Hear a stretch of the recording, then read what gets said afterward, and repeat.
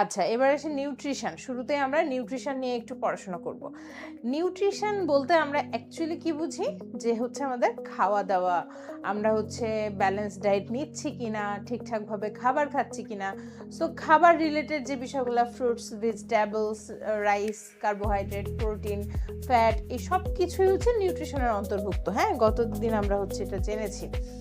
So nutrition বলতে কি বোঝায় যদি বলে, তো নিউট্রিশন হচ্ছে ওয়ান কাইন্ড অফ প্রসেস, যেই প্রসেসের মাধ্যমে আমাদের বডি খাবারটা গ্রহণ করতেছে বা টেক করতেছে অ্যান্ড এটাকে ইউজ করতেছে বা ইউটিলাইজ করতেছে আমাদের body for their growth, development and energy production and also the maintenance of the body tissues and cells. হ্যাঁ, আমাদের যে বডির টিস্যু এবং সেলগুলো আছে এইগুলোকে মেনটেনেন্স করতে হেল্প করতেছে, এনার্জি প্রোডাকশনে হেল্প করতেছে, গ্রোথ অ্যান্ড ডেভেলপমেন্টে হেল্প করতেছে এই নিউট্রিশনটাই বা এই নিউট্রিশন প্রসেসটা, যেটা আমাদের বডি খাবারের মাধ্যমে গ্রহণ করে এই কাজগুলো সম্পাদন করতে সাহায্য করতেছে। এখানে এই কথাটাই লেখা আছে, nutrition is the process by which the body takes in food, মানে কি খাবার গ্রহণ থেকেই হচ্ছে যেই প্রসেসটা বডি নিচ্ছে অ্যান্ড এটাকে ইউজ করছে for growth, energy production and maintenance of the body tissues and সেলসও লিখতে পারেন। ঠিক আছে, যে টিস্যু এবং সেলগুলো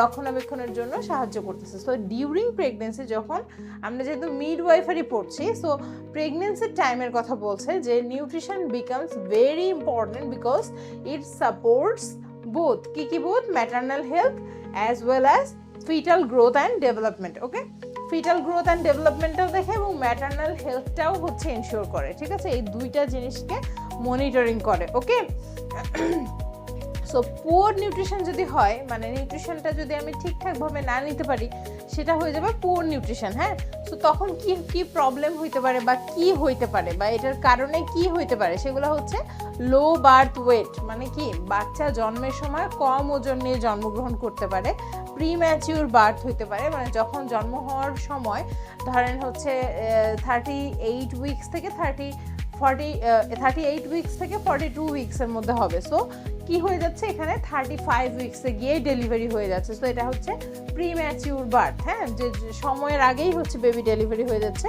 ম্যাটার্নাল উইকনেস, মা উইক হয়ে যাবে, আস্তে আস্তে দুর্বল হয়ে যেতে পারে যদি আমি সঠিকভাবে খাবার না খাই বা আমার বডিকে যদি আমি প্রয়োজন মতো খাবার না দিই, তাহলে কি হবে, আমি নিজে দুর্বল হয়ে যাব।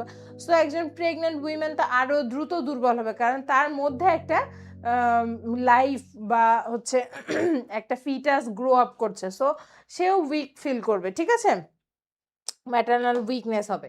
ওকে, সো এইগুলাই হচ্ছে কথা নিউট্রিশন রিলেটেড, যে নিউট্রিশন কি বলতে কি বুঝি আমি, নিউট্রিশন প্রেগনেন্সিতে কতটা জরুরি, নিউট্রিশন পুয়ার নিউট্রিশন হইলে বা ম্যাল নিউট্রিশন হইলে কি কি প্রবলেম ফেস করতে হবে বা কি কারণে এটা হয়ে থাকে, মানে কি কি কারণ হইতে পারে পুয়ার নিউট্রিশনের কারণে। আচ্ছা, এই জিনিসগুলো জানলাম।